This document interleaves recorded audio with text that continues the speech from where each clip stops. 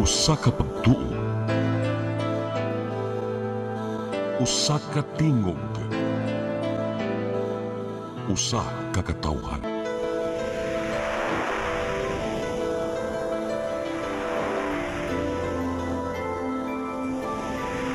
Cebu Catholic Television Network.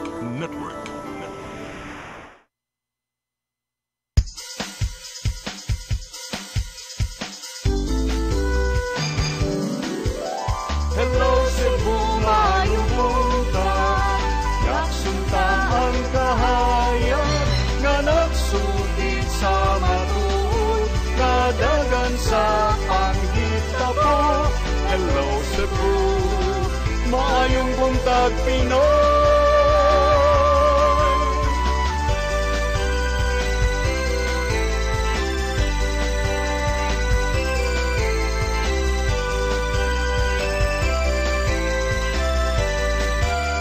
Ang katutulungan sa mga katawhan. Hello Cebu,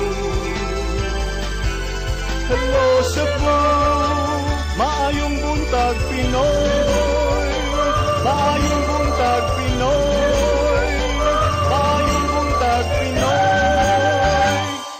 Hello Cebu, mayong buntag Pinoy, adlaw karon nga Biyernes, Hunyo 27, tuig 2025. Sangan sa tong regular host Malu Inocando Tabar, ako si Crystal Joy Felerca. Ug karong taod-taod atong makauban ng atong partner nga si Attorney John Destacamento. Atong sugdan ang atong tulumanon sa pagtan-aw sa atong weather, pagtan-aw sa mga front pages sa atong lokal ug national nga mga pamantalaan. Atong sugdan sa Sunstar Daily.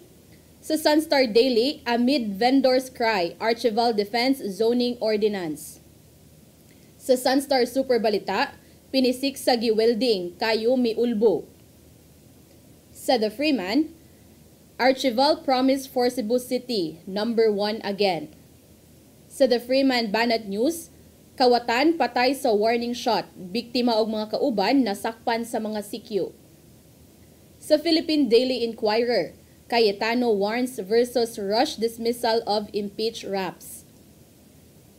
Sa The Philippine Star, DOJ, witnesses versus Rudy under government protection. Sa Manila Bulletin, alert level 2 eyed in Israel. Ban on deployment of OFWs still in effect. Ug sa Tempo, toxic tunnel, bodies of 3 trap miners recovered, rescuer dies. Mao kadto ang mga front pages sa atong lokal ug national nga mga pamantalaan. Sa atong pagbalik, atong sutaw ng atong weather update gikan sa Pag-asa Mactan Visayas ug atong sayra ng mga balita nga nahipos sa atong CCTN News Department. Please stand by. Hello Cebu, hello Cebu, maayong buntag Pinoy, maayong buntag Pinoy, maayong buntag Pinoy. Discover the beauty of the Philippines.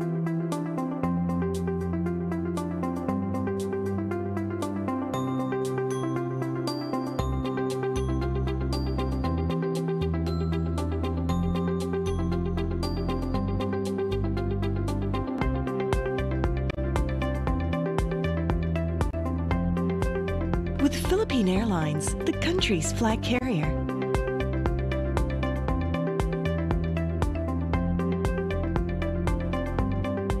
The airline that lets you feel the warmth of the nation.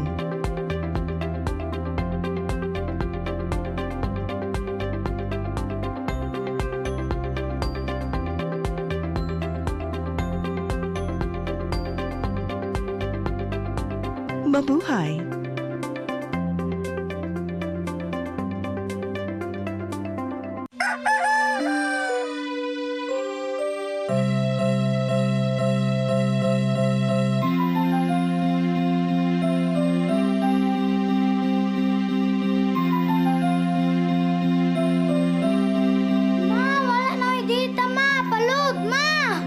Sorry ma'am, na-late ko.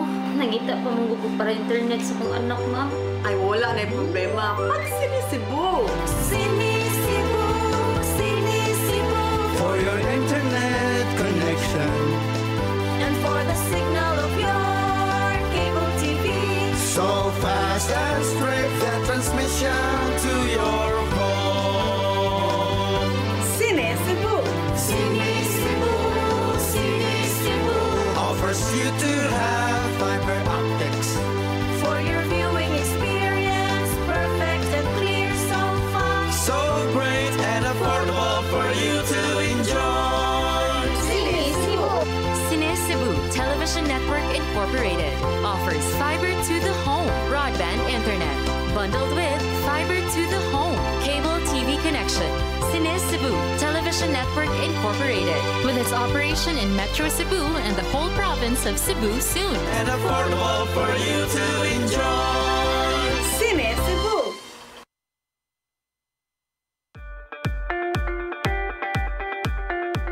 Congratulations! Nunito Tatay Dodong A. Lamchua, awarded as Cable TV Maverick, Father of Cable TV in the Philippines, given by Philippine Cable and Telecommunications Association Incorporated, PCTA, from Phil Products Group of Companies.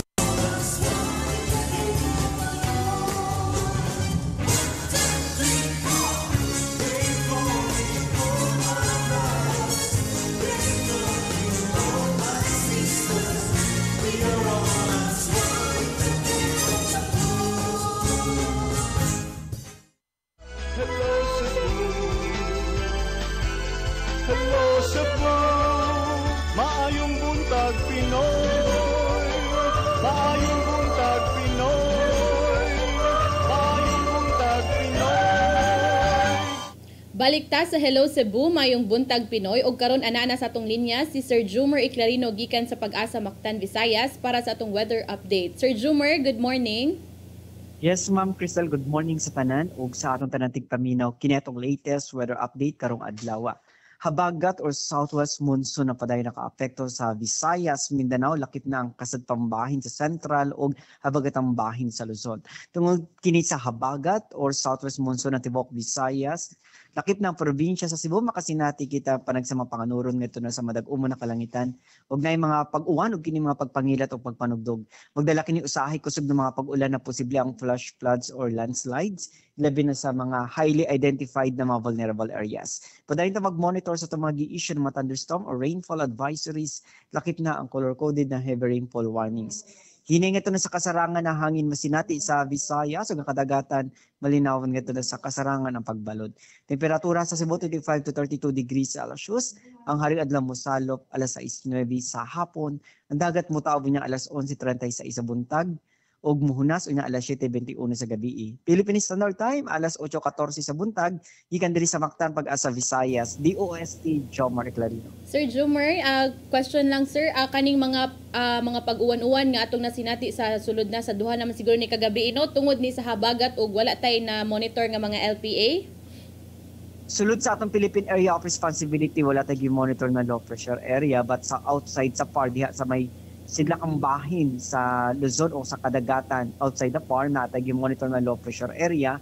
Og so far sa atong latest na assessment, less ang chance kini ma-develop na bagyo o tropical cyclone, but na ay chance kini makasulod sa atong Philippine Area of Responsibility which is makahatak sa habagat. So today up to this weekend, pag-monitor ta kining atong gitawag na thunderstorm advisories. Moderate to high chance gihapon makasinati ta mga thunderstorm ugna sa habagat. Okay, so expected ba nga this weekend, Sir Jomar, kay Friday man gud ron mga makasinati ta og mga pag-uwan-uwan? Yes, so akong gisulti ganiha, so taas ang chance gihapon makasinati ta mga thunderstorm o kini mga pag-uwan tungod kini sa habagat until this weekend. So magdala ta mga pananggalang sa ulan, payong o kining maglikay ta sa mga flash floods and landslide prone areas. Okay, daghang salamat Sir Jomar Clarino ug mao kadto mayong buntag sa inyong tanan diha sa inyong buhatan. Okay, sa payan ma'am, bigyan salamat. Good morning sa atong tanan. Mao kadto ang atong weather update karong adlaw og expected daw no nga mag-uwan makasinati og mga pag-uwan karong weekend. So sa mga naay mga lakaw karong Sabado ug Domingo, ready na lang gud sa inyong mga payong ug sa inyong mga kaw. Og karon arita sa atong mga balita nga nahipos sa atong CCTN News Department. Nag-una sa mga balita, incoming Cebu City Mayor Nestor Archival ug mga kaalyado nanumpa na sa katungdanan sa dili pa magsugod ang termino sunod semana. Mipasalig siya nga humanon ang nangatanggong pang mga proyekto ug ibalik sa pagka numero 1 ang syudad sa Subo. Ang kasayuran ihatod ni Gian Navarro. Promulgated by the duly constituted authorities of the Republic of the Philippines. By the duly constituted authorities of the Republic of the Philippines. That I impose this obligation. And that I impose this obligation. Upon myself voluntarily. Upon myself voluntarily. Without mental reservation. Without mental reservation. Or purpose of evasion. Or purpose of evasion. So help me God. So help me God. Congratulations. Sa wala pa niya sumer sa katungdanan karong Hunyo 30, nanumpa ng daan ang umaabot nga mayor sa syudad sa Sugbo nga si Nestor Archival atubangan sa mga Sugboanon. Gisaksihan kini sa mga kabanay, higala ubang local officials, ingon man mga supporters ato sa ilang oath-taking ceremony karong adlaw sa City Hall grounds. Nakahigayon usab sa pagpanumpa ang mga kaalyado sa pagkakonsehal ubos sa partidong Bando Osmeña Pundog Kauswagan at ubangan sa mga barangay kapitan. Ingon man usab ang katandem ni Archival nga si incoming Vice Mayor Tomas Osmeña diin gialirongan siya sa pamilya ug mga manindahay gikan sa Carbon Public Market. Sa iyahang speech, gihangyo ni Archival ang katawhan nga tabangan siya sa umaabot nga liderato aron magmalambuon pa ang syudad. My background as an engineer has taught me that progress is never instant. It requires a clear blueprint, steady hands, teamwork, and the will to finish strong even when it is inconvenient. Sa iyang mulingkod na sa pagkamayor, susihon ni Archival ang mga nangatanggong pang programa sa syudad diin kinahanglan kining humanon dayon. Sama na lang sa Cebu Bus Rapid Transit Project ug ang Cebu City Medical Center Building. Sa ka-team aron pag-audit no ug sa kakuwangan sa atong CCMC. And hopefully, matanaw na ako kung tinuod ba nga nanay kontraktor nga na-award para makaibaw ka or kita kung unsay mahuman ana nga 700 million nga ilang na-award na kuno. Suganusab ang ubang mga programang giduso sa malang sa 24/7 operations sa pipila ka mga buhatan sa city government pagsulbad sa baha ug daghan pa. Kini aron usab mabalik sa pagka numero 1 ang syudad sa Sugbo. Atong paningwaon nga mahimo ng number 1 pagbalik ang syudad sa Sugbo. Kuyog ni Mayor Tommy Osmeña sa mga kauban nga BOPK o bisan gani o dili BOPK. Mo na atong gitanaw. Katakdang may tabo ang turnover sa mga dokumento gikan sa outgoing paingon sa incoming administration karong Lunes. Gian Navarro, CCTN News. Samtang sa laing balita, transition team ni incoming Mandawi City Mayor Junkie Uwano ni-inspeksyon sa nagkadayang mga buhatan sa lokal nga kagamhanan ug lakip na nga gibisita ang slaughterhouse nga gihulagway nga dili maayo ang kahimtang. Ang kasayuran ihatod ni Mary Rose Sagarino. Buslot nga kisame, guba nga CR ug hugaw nga pasilidad ang naabtan sa transition team ni incoming Mandawi Mayor Junkie Uwano sa pagbisita sa slaughterhouse sa Barangay Labugon. Namatikdan ang dili maayong kahimtang sa ihawan nga giingong naguba sukad pa niadtong tuig 2019 ug mas ni grabe tungod sa bagyong Odette niadtong tuig 2021. Gipanguluhan ang inspeksyon ni Attorney Gonzalo Saling Maligon ang incoming city administrator. Sa Odette ang nakatiwas kay nakaguba sa atop sa building. But long before, inagin ang status, and then you can just imagine ba importante man kay ang health, no, and safety sa atong konsumidor sa Mandawi o sa uban pang konsumidor. So we have to make sure nga atong pasilidad is up to the standards. We will ask the experts to determine kung viable pa ba or what's the best move. Nga mo lang na-confirm before our eyes nga tinuod ang mga storya. Nadawat ang report kabahin sa dili mayong kahimtang human sa meeting sa mga departamento alang sa transition sa katungdanan. Ang report nga nadawat sa transition team nagpakita nga ang operasyon sa ihawan may balik ngadto sa manual, layo sa kaniadto nga mechanized nga proseso sa dihang ang pasilidad gi-rate pa nga AA. Nagpasabot nga nakabot ang mga sumbanan alang sa hygienic ug efficient nga mga operasyon. Lakip usab sa gisusi ang report nga dunay pribadong mga individual ang nagpalitsyon sa ihawanan. O sa Serino Pipito ang nagpalitsyon. Sila magbayad og usa ka gatos ngadto sa kapin 200 pesos matag baboy depende sa gidak-on. Pero dire magagigiguan slaughter. Agim gyud kada papamanan nila. Oh, na sila na may mga imay dia. Stamp. Mo naagi mi dire kay ug ato mintos kon pati man kadto mga agi sa kwan. Asa sa? Ato gawas ka magpaihaw. Di mo pwede. Di man pwede. Di ari mi dire. Ni ari sa namuluton. Si Jose Brobo, miyembro sa lechon ng Mandawi, nagkanayon nga human sa bagyong Odette, nihangyo sila sa syudad sa pag-abli og balik sa slaughterhouse. Isira gani unta ni isira pag human sa bagyo kay kuno lagi wa na may kuryente dire nya wa na tubig. Aniguro pa mighangyo go may laing yung kaning butangan og ibutang tag mag himumig among kaugalingon nga lechonan. Sa ilang bahin, nagdumili sa paghatag og komento si Attorney Jamaal James Kalipayan, ang outgoing city administrator kabahin sa kahimtang sa ihawan. Matud lang niini sa usa ka mensahe nga ang ihawan giplano unta alang sa public-private partnership. Gawas sa slaughterhouse, gibisita usab sa transition team ang ubang buhatan lakip na ang City Hospital. Mary Rose Sagarino, CCTN News. Sa pagpadayon sa atong mga balita, DepEd Lapu-Lapu City Division ni pahigayon og validation sa proposed site kung asa tukuron ang 4-story building nga may 16 ka classroom sa Buyong High School sa Barangay Maribago, Lapu-Lapu City. Ang mong tunghaan, wa pay kaugalingon nga classrooms, sukad nga giablihan kini ni adtong tuig 2019. Ani ang dugang kasayuran. Ni adtong tuig 2019 natukod ang Buyong High School sa Barangay Maribago, Lapu-Lapu City. Apan hangtod karon ang 7 ka mga classrooms nga gigamit sa mong tunghaan para sa 593 nila ka mga tinun-an karon nga school year hinuwam pa sa Buyong Elementary School. Gani duha niini kinahanglan ng ayuhon tungod kay naguba na ang kisame og sa gawas nga bahin wa pa maayo ang nangaguba ni adtong bagyong Odette. Apan gipasalig ni Evelio Garcia, ang principal one sa mong tunghaan, nga karong Agosto sugda na ang pagpatrabaho ni ini. So it will probably be a synchronized repair of the electrical connections and the ceiling, and all other fixture in this room will be affected by the month of August and September.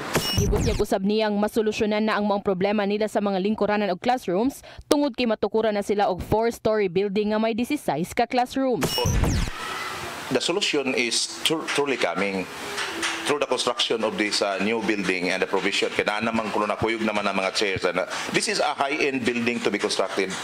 This is 16 classroom, 4-story, ready for the PWD. ning maong building, and this is in 105 million ang worth aning maong karikon. I know na sugda na. So klaro. Ang tukuron nga building gigahinan og 105 million pesos gikan sa Special Education Fund ug mulanat og usa ka tuig ug tunga ang pagpatukod niini. Kagahapong adlaw ni bisita sa mong tunghaan ang Schools Division Superintendent sa DepEd Lapu-Lapu City nga si Dr. Marilyn Andales aron sa pag-validate sa proposed site kung asa tukuron ang maong 4-story building.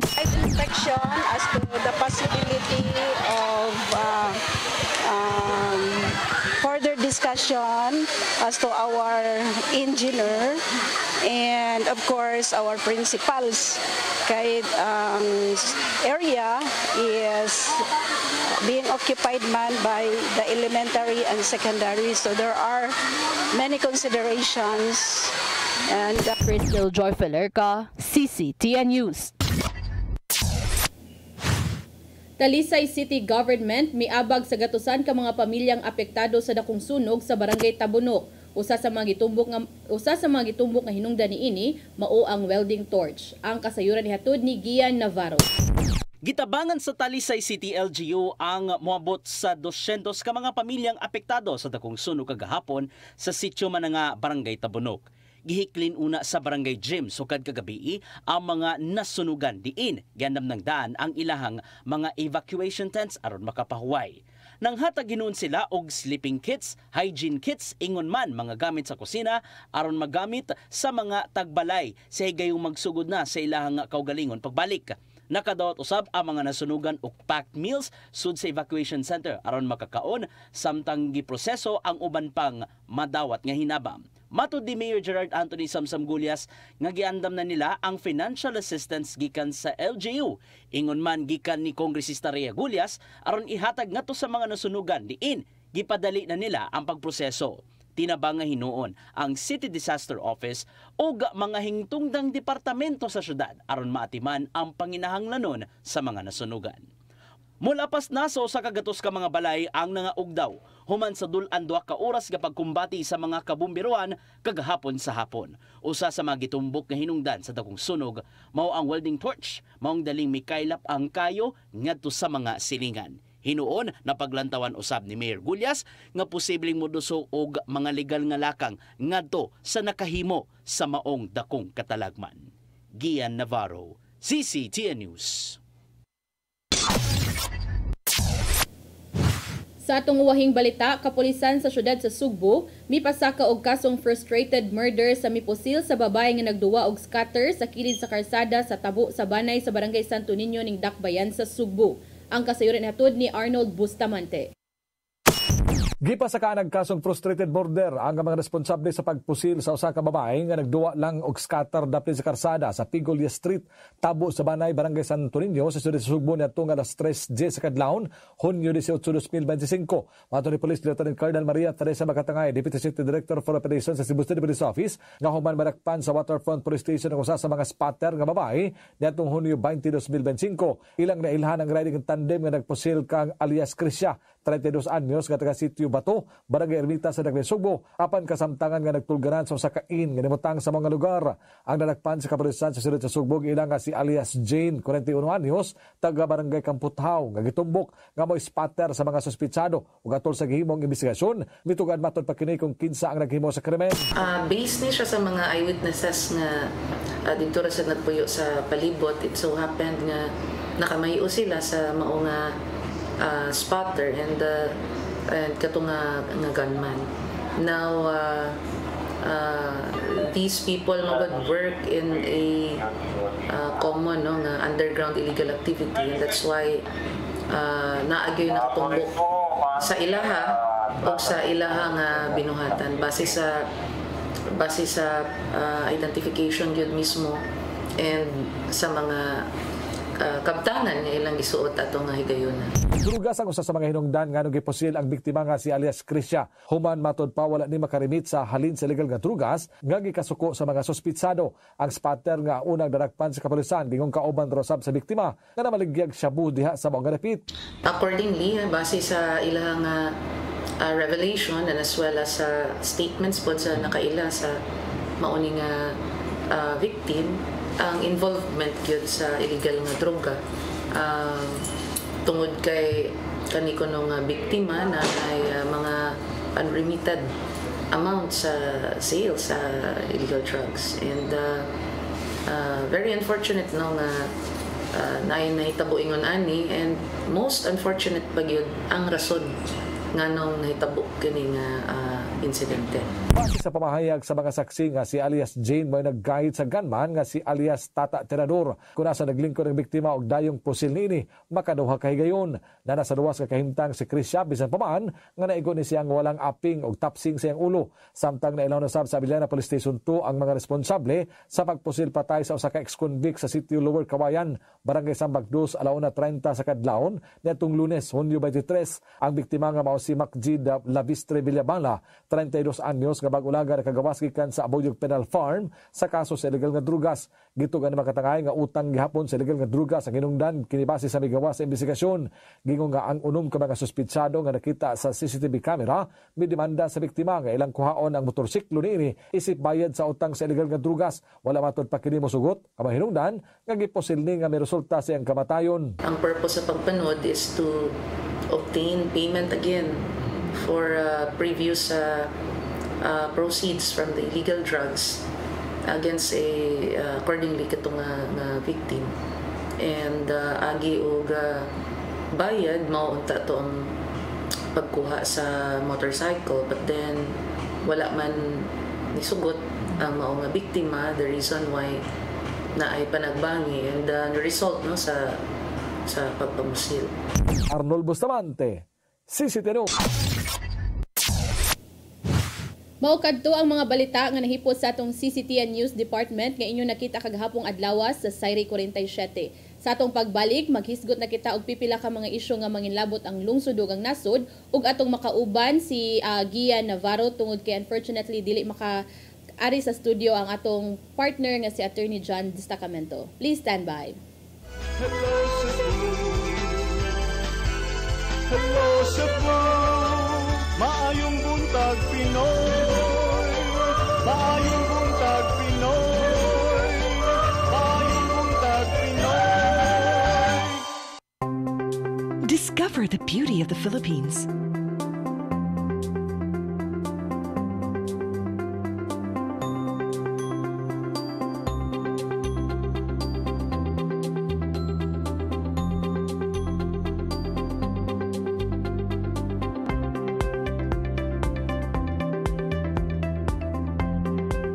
With Philippine Airlines, the country's flag carrier.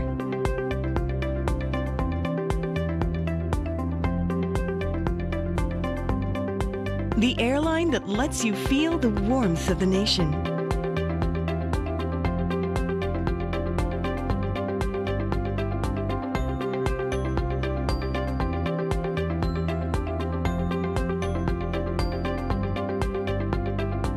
Mabuhay!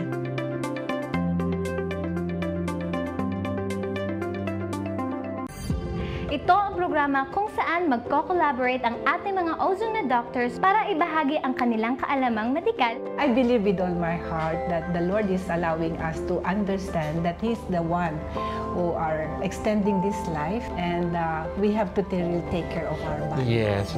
Matag episode, among ipaambit ninyo ang mga healing testimonies. Every day, pag gising mo, iisip ko kung ilang taon na lang yung katagal ko, yung ganun. This is your path to a new start. Ozone Med Wellness Clinic New Start. Mapapanood every Saturday, 8 to 9 a.m. Og ang replay airing matag Miyerkules, 1:00 hangtod 2:00 sa hapon. Dinhi lang sa CCTN Channel 47.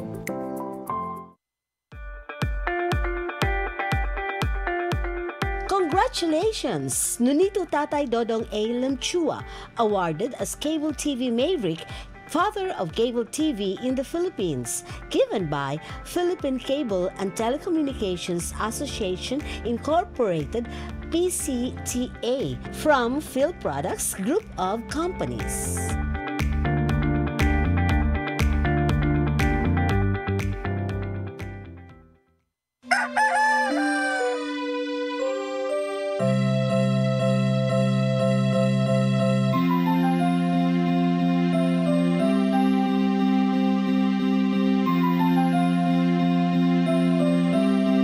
Ma, wala na yung data mangita pa mong gusto para internet sa kong anak, ma'am. Ay, wala na yung problema. Pag Sinisibu! Sinisibu! Sinisibu! For your internet connection And for the signal of your cable TV. so fast and straight, the transmission to your home. Sinisibu! Sinisibu! Sinisibu! Offers you to have fiber optics. For your viewing experience, perfect and clear, so fast. So great and affordable for you to enjoy. Sinisibu Television Network Incorporated offers fiber to the home broadband internet bundled with fiber to the home cable TV connection. Sinisibu Television Network Incorporated with its operation in Metro Cebu and the whole province of Cebu soon. And affordable for you to enjoy. Sinisibu!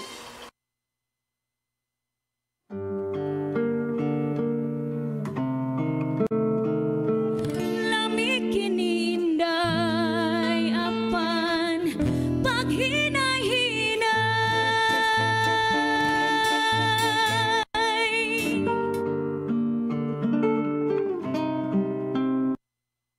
Hello Cebu,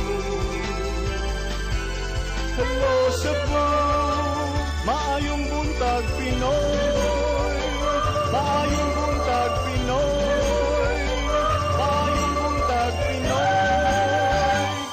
Balik ta sa Hello Cebu, may buntag Pinoy, temporary unang mulingkod ni Attorney John de Sacramento. Ako si Gia Navarro. So, di na ka mabalaka, Cristel. Kaya nga naman. Di na ka mabalaka ka na Thanks for nakakauban. saving me. Savior. Maniging nga natong tinabangay na lang yun, teamwork. Pero unsa man din pagkaitabo, may teamwork. Ang unsa man? Oo, may teamwork kay kagahapon manggod human nga nalipay nga nanumpa si incoming Mayor Nestor Archival. It is surprising during the ambush interview kagapan kay na-cover manggod misa of taking ceremony. Okay. Naguramentado man siya, nabalaka man siya nganong nadugay man ang nganong hantod karon wa pa sila nakadawat og mga dokumento gikan sa outgoing administration. Kani si Mayor incoming? Incoming Mayor Archival wa pa Wala sila dahil nakadawat nabi og nagkuan na sila. wa pa sila nakadawat og kanang mga dokumento tanan-tanan gikan sa outgoing administration. Kang outgoing Mayor Raymond Alvin Garcia. So medyo para niya it is skeptical tud kay sa interview kagahapon ni ingon man to si Archival nga supposed to be madawat unta karong dawatonon unta nila karong adlaw or even within this week ang mga gikinahanglang nga dokumento, especially those financial documents. Sa ako nabasa diri sa The Freeman Partner Giano niingon si Mayor Archival sa iyang interview gahapon nga inig ka June 30 na sa 12 noon ihatag ang kaning mga documents or i-turn over. Actually idungan sa morning pa lang after flag raising na may tabong pagtunol sa tanan-tanan from the official seal of Cebu City Government and tanang mga reports kay hatag tanang mga dokumento, tanang mga report nga dawatonon ngadto sa bag-ong administrasyon sa Lunes na sa buntag mahitabo few hours before nga molingkod si incoming Mayor Archival. Few hours before siyang paglingkod and that's it nga niingon siya nga murag sa iyang tanaw alanganin kay niingon man siya nga I think it's unfair kung alas 12 ra sila kutob kay magsugod sila alas 8. Can you just imagine unsa kadaghan ng mga offices ang i-turn over? So murag from 8 to 12 where nakita niya nga alanganin na nga oras para sa pag-turn over sa tanang documents kay ubay-ubay ba ang mga offices sa Cebu City Hall. Ubay-ubay man sa mga opisina sa Cebu City Hall kay alang ni Archival kinahanglan sa sayo pa lang nakakuha na to sila mga dokumento, especially those mga financial documents kanang mga budget, cash on hand, appropriation sa pundo from different projects and others in order to scrutinize them kung naay mga kalibog, kung naay mga clarification, kung naay mga there's something nga angayang i-clarify at least tubagon sa outgoing nga administration. Oy, murag pare-pareho lagi silang tunada, no, sa leader sa umaabot kay liderato sa Kapitolyo. They're singing the same song. Pero in a separate interview pod sa The Freeman dito ni outgoing Mayor Garcia, Alvin Garcia, nga ang kanang mahitabo ini ka June 30 sa pag-turnover, murag symbolic turnover daw na. Ang katong mga other documents or mga kinahanglan i-turnover karon daw adlaw Friday. So karon na ihatag ang mga dokumento niya.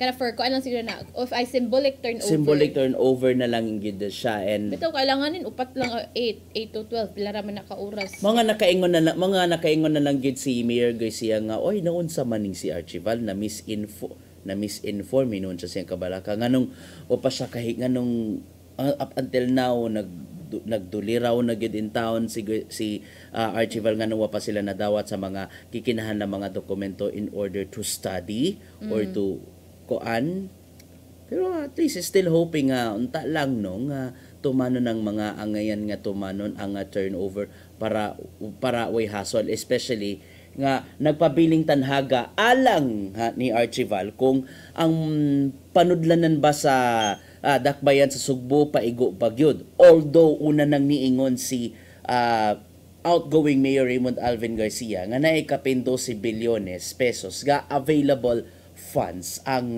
city government nga that's according to their mga existing mga bank accounts, tanan-tanan ni siya peso and dollar accounts.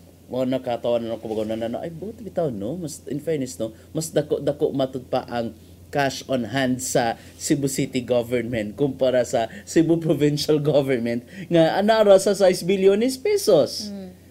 So I hope nga, di ba, kay ningo naman to nga ni si Garcia nga karon na ang pagtunol na gyud sa mga uban pa mga dokumento ug uban pa. So pangutana teka, kung basihan ang or baka nila nga tan-awon kung sabay mga sukit-sukiton, or I don't know kung mo baka ni ang sinugdanan or hagbay rang nagsugod ang atong gitawag nga the blame game, Cristel, kay ang una nato pagtuo nga in fairness no, at the first meeting nilang Garcia ug nilang Archival nag-abot o nag-embrace maayo ilaha nga teamwork. Lagi mao ba ito nakita siya mo kasagis gutan na mo gapon ni Attorney John no nga ningon man ito si incoming or governor-elect Baricuatro nga kanang unta ba iya pun may experience ang na-experience ni incoming Mayor Archival nga kanang after the weeks before sa iyang paglingkod kay kana na di ba nagkasinabot na sila na sila mga panagkita, so merg smooth ra kaayo ba ang mga ang transition dito sa Cebu City Hall nya karon di ay atong nahibaw-an nga wala pa day sila nadawat nga mga wa pa na officially turn over ang mga documents. Antod nga nagsugod gyud ang mga papadungog-dungog labi na sa pundo sa syudad. Oo, although niingon naman to nga napagipaygo nga pundo na ay mga cash deficits like that. Pero wala man ang kayo mo salir alang kang mayor incoming sige tinatolibugon tawagan na nato siya nga Mayor Archival. Mayor na bitaw siya karong Lunes na bitaw po no. Kanam di kayo mo wala kayo ni salir alang ni Archival ang mga sabay mga pagdepensa gikan sa outgoing administration. I don't know what unsa may nakapaaghatiya para sukit-sukiton, is that because napatuo siya sa mga sulsol o mga sip-sip diha karon pa lang, or grabe na sab na kung subayon ang iyahang mga instinct, Cristel, mga pagduda, marag natin gitawag nga trust issues. Di ba? So natunta nga pila na lang kaadlaw, so in less than 3 days may tabo na gyud ang formal turnover kung buto na di man kayo tantong dramatic ron ang di man kayo tantong grabe ka dramatic ang turnover process from outgoing to incoming administration sa Cebu City Hall compared sa Kapitolyo. At least diha kung unsa man gani ang ilahang nga mga problema, siguro mga nahabili, mga kasungiang between those camps, anyway ilahara na, and they don't able to siguro ibutiyag nila, ibulgar kayo nila in the public. But I do believe that each transition team from the outgoing to incoming, they are working also hand in hand na usab. O naningkamot gyud nga na mga angin nga iapas, although sa pagkita nako sa feedback, especially sa mga nakabasa, nakadungog sa mga balita, nagpabilin gyapon ng pagduda sa ban pa mga tao, abi kay pagumangkon, manakaingon nga ay ano na palabis inyo nga mga trust issues get in town. Well, valid man sab no kung doon yung mga trust issues kung hisgutan ang local governance, Cristel, di ba? Majud. Unya. Sige, unya kay grabe man sab ang anyway, masulbad na gid nato na kung sabay mga problema nato diha sa Cebu City Hall come June 30 at noon. Tanaw na tinig Monday kung unsa kani ang dagan ani og unsa kay sige ingon pa karong adlaw man ni i-turn over ang mga documents og smooth ba ang transition inig ka Monday. Unya sa Cebu City, in fairness sa Cebu City no, wala ka kuno yung mga drama medyo gamay lang sa Mandaue. Sa Mandaue medyo koan ka nang wala kay tantong dako nga kisa, walay mga bitterness. Samot na inyohang area sa Lapu-Lapu. Samot na kay ang magtiayong Chandra man ang mag-swap. No? O magtiayon, so sayon ra ang ilang SSS. Sabot-sabot system. Pero sa tanan, pero kaniha ang angay ako honestly ang pinaka gilook forward gyud nako isip kay syempre nagsubay man ta sa mga issue, and ang giatangan sa katawhang Subuanon ang turnover sa Kapitolyo sa probinsya sa Sugbo, ilabi na nga humanang eleksyon pero nagkainit na gyud ang panagsumpaki nilang sa kampo nilang outgoing Governor Gwendolyn Garcia ug incoming Governor Pamela Baricuatro. Kato Wednesday lang kakita katong post ni Governor-elect sa iyang Facebook page. Ato ding ipakita, Sir Rodel, no? Ato ning unsa may iyang gipost partner giya no nga it has come to our attention that the outgoing governor has requested the national offices of COA, COMELEC, DAR, and DILG to vacate their respective offices in the legislative building, aiming to convert the space into her personal office under the office of the vice governor. Pero ang nahitabuan na nitubag dayon si outgoing Governor Gwendolyn Garcia pinagi sa phone interview sa mga Capitol reporters gato sa iya she said nga diin ba siya nagdako ang tanhaga ni Garcia nganong di nakakuha og information si Baricuatro nga himo niya nga personal office. Mahuman man matud pa ang yang termino karong Hunyo 30 sa udto sa Kapitolyo nganong magsamok-samok pa man siya. In fact, she shared through her interview nga after June 30 ato naman siya mag-opisina dito sa Mandaue, specifically sa Oak Ridge. Ano ko ninyo pangutan unsa asa nga building o unsa nga kwarto or opisina kay ilahara na. Tod kay on that time masatagan na lang og pagtagad ang yang kaugalingon nga kumpanya if I'm not mistaken GGC. Kiningon man siya sa mga reporters partner Gian nga it is not my nature to abuse government kay ka-afford pa man guro ko moabang og kaugalingong opisina para sa akong kaugalingong negosyo. So at least diyan na niya subayon, and she belied to that. Og tungod niya gisigundahan usab ni incoming Vice Governor Glenn Anthony Soco nga kaalyado ni Garcia nga dili tinuod nga gamiton ang mga lawak sa National Government Agency sa second floor, specifically sa first and second floor aron nga himon nga personal office. He explained nga i-renovate ang provincial board, ang legislative building sa Cebu Provincial Capitol. To clarify lang ha, una nang gibutyag ni Governor Garcia kagahapon nga ang upat ka mga buhatan, which is the DAR, COA, COMELEC, and then the DILG, pabakantehon o nagitanyagan sila og relocation site dito mismo sa Palace of Justice. Ang building nga nagtunga between the Executive Department ug ang Legislative Department. Dito na pabalinon ang lokasyon sa mga buhatan. So, ang pagkutan na makaya ba ka ha? Maigo pa ba ka? Kaya ang mga opisina, ang opisina sa DAR, dako-dako baya? Kaya nalukop baya sa first floor sa Legislative Building.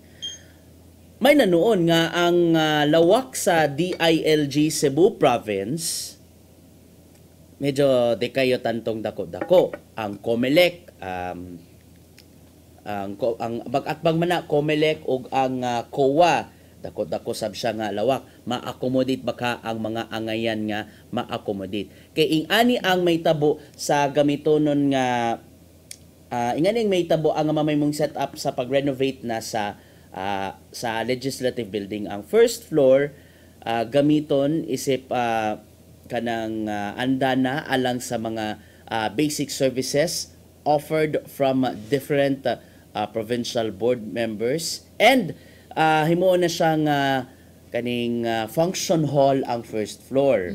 Ang ikaduhang andana, which is ang kasamtangang nahimutangan sa uban pang mga ahensya sa gobyerno, gamiton usab isip opisina sa mga board members.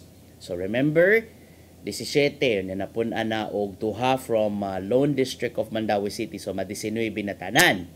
Ang ikatulong nga andana gamiton isip opisina sa Vice Governor and an executive lounge area diin pwedeng katambayan sa mga reporters, mga board members o mga bisita o uban pa. Samtang ang ikaupat nga andana, aside sa newly renovated na ang session hall, ang kaniadto nga Vice Governor's Office, the outgoing Vice Governor Junjun Davide, himuon na siya o kanang other nga mga rooms para sa Hunta Provincial, like the kaning lain nga kwarto para magpagayon sila sa ilahang mga meetings, mga caucuses ug uban pa. Onya may magamit agid na mo puhon-puhon no na media briefing room nga gamiton para din may tabo ang mga media briefings kuno gali magpatawag man og press con ang kinsa nga board member sa Hunta Provincial. As to know kung pila man ang gastohon, atong suwayan sa pagkabot. Usab siya incoming Vice Governor Soko kung pila man ang gastohon tanan. However, sa pagpa-renovate tanan-tanan kay matud pa kanang ilahang nga gitingwaron. Kani ako gi-explain nga unsa nay mahitabo sa Legislative Building. That's part of matud pa pagpalapad pa sa serbisyo sa Hunta Provincial under the administration under sa pagdumala ni incoming Vice Governor Soko as the presiding officer, and ingon man usab ang pagkinahanglan sa siguro dugang pa nga mga staff ug uban pa, Cristel. And sa ato pong nakuanan, partner Gian, no, giklaro pod na sa interview ni outgoing Governor Garcia nga mo siguro ning nakakuan ni siya nga nung nagka-idea ni sa ang side ni Bari 4 nga ganahan siya mo ipa-vacate to kay ganahan siya dito mag-opisina, but sa iyang gitataw nga ang pag-adto daw niya tungod kay ni reach out daw niya si incoming Vice Governor Soko nga tungod lagi ipatan-aw ang area unya dito daw iya na kita nga ang mga banyo, ang mga tiles karaan nakaayog na nga buak na unya na mga basta kinahanglan gud kuno og kanang ayuhon ba. So iyang pagkuan nga ang pag-adto niya is only to check the area kay mao man murag ni hinangayo magtabang niya si incoming Vice Governor Soko. So mo ra basig dito ra pud siguro na nakakuano nga sa iyang murag gilahi pud siguro ni unsa may kanilaging na misinformation lang, nasayop lang og kanang pagsabot ang sa kampo ni incoming Governor Bari 4 sa pagbisita ni outgoing Governor Garcia dito sa Kapitolyo. Mani ang kuan kining legislative building. That's okay. Dugay-dugay ni siya nga file video no. Dugay-dugay ni siya nga kining file video nga inyo nga nakita. So mananan no, munindot pa ka na nga elevator no. So manaton yang so managi nakita niya nga na mga angayan pa nga palambuon, angayan pa nga mga i-renovate aron nga mapalapdan palagi ang serbisyo. Hinungdan nga ni dason usab si incoming Vice Governor Soko nga instead of spewing some accusations or mga misinformation online, why not nga quote unquote any insinuation that these offices are being reassigned for the personal use of the outgoing governor is entirely baseless and unnecessarily fuels premature speculation and division. We respectfully emphasize that such matters are best addressed through open coordination and constructive dialogue among concerned parties rather than through the spread of assumptions and unverified information online. So may na lang nga ipaagi na lang dialogo kung sa may buhaton nila binangan ni Baad gid si Bari 4 nga kuno galing tinuod to maghimo gid siya og mga legal nga mga lakang may ngano kasayo pa lang no murag I don't know. Wa pa ni lingkod pero wa na murag init naman. Init ta kayo grabe no. Wa pa magaling na human ang hagbay na magaling na human ang eleksyon. Hipuso na naman gani ang mga mga balota gikan sa mga ballot boxes gikan sa mga kalungsuran. Ingana na lang kung nagkainit gihapon ang kawa sa pamolitika. Well, manigi nga nato nga na ay mga nagmadaugon nga hangtod karon. They kept on pinning the opponent down the drain. Sometimes, in fairness, no, nakaingon ako nabantayan na nga, in fairness ni outgoing Governor Garcia, no, murag nakaingon na lang yun, ang ubang mga netizens nga murag naa na siya sa acceptance stage. Ano man? Acceptance stage ko ato may numduman. Based from her words last Friday, she said she's excited for June 30 and at the same time after more than 20 years in service isip gobernador sa probinsya sa Sugbo, mas matagan na matud pa og prioridad ang iyang kaugalingon. After nga sud sa taas ka katuigan, mas gitagan niya og pagtagad ang interes sa uban pa. Mga karong Lunes no, ako personally subayan gid nato ang mamahimong dagan sa turnover.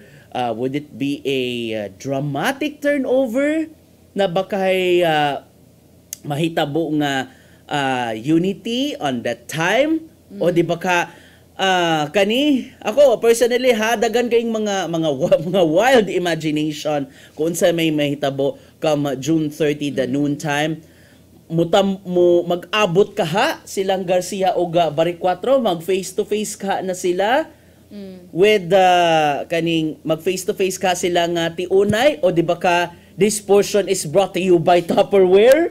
You know what I mean? Yeah. You know what I mean? Yeah. Hashtag if you know you know. Panigingon nato nga ato gid na nga pag-atangan kung unsa man ang mamahimong nga dagan. Labi na sa Cebu City, dili lang sa Kapitolyo pero sa Cebu City, sa Mandawi City ug sa Dakbayan sa Lapu-Lapu sa Dakbayan sa Lapu-Lapu murag kuha naman ni kanang expected na may ang smooth transition. SSS man lagi. SSS. Pero ikaw murag dako gud kag bantayan ni Monday. It would be a big story nga manay ato ang pagabantayan. So that would be the most interesting day karong Lunes. So let's see kung saan ay mahitabo and kung unsa mo mga nakita amo nang ihatod kaninyo sa mga news and public affairs programs sa CCTN Channel 47. Hapit naman din magalas 9 Cristel. Ato nang ipadangat ang giandam ni Tatay Dodong Nimchua nga pulong og kinabuhi.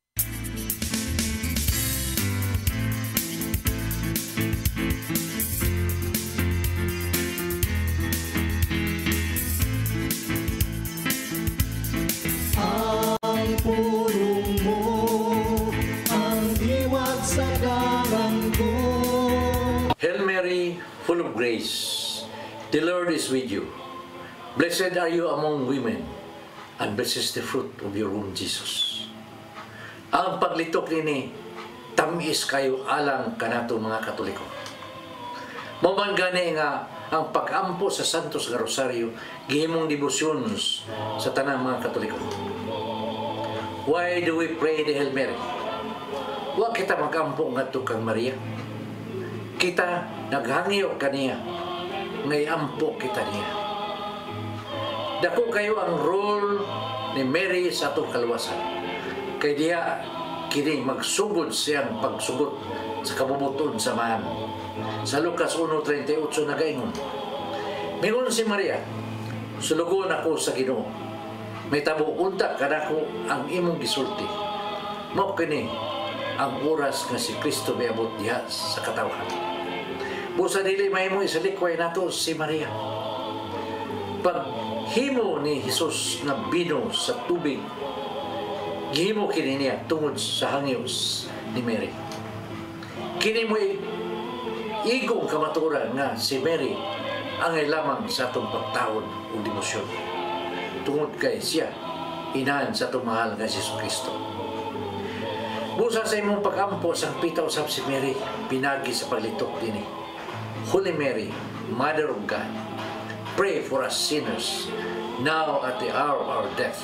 Amen. Maigsoon, mao kini ang pulong nga naghatag kanato giya karong adlaw. Magampo kita. Sa samahan sa anak sa Espiritu Santo. Nagitong amahan, salamat sa imong paghatag kanamo sa mahal na Birhen. Salamat nga siya niya uban kanamo nga among gihimo sa ngayon. Kay kung wala si Mama Mary, walay makapahimanglo kanamo kung kami na isalaan na sa among dalan. Siya isip among inahan ang kanunay nasa among kiliran nga maghatag kanamo og giya ngadto padulong sa imong bugtong anak ka Jesus. Amen. Mansamahan sa anak sa Espiritu Santo.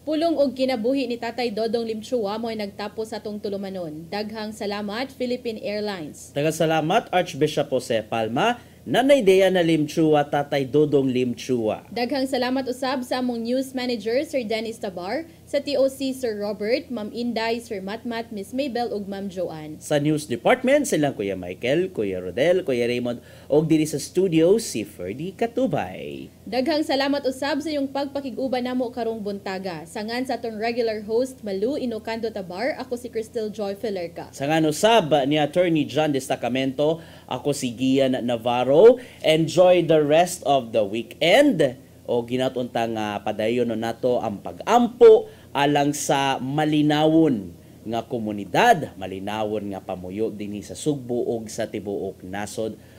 Nunot na sa gilauman nato nga turnover come June 30. Daghang kayong salamat sa inyong pagtan-aw sa Hello Cebu, Mayong Buntag Pinoy.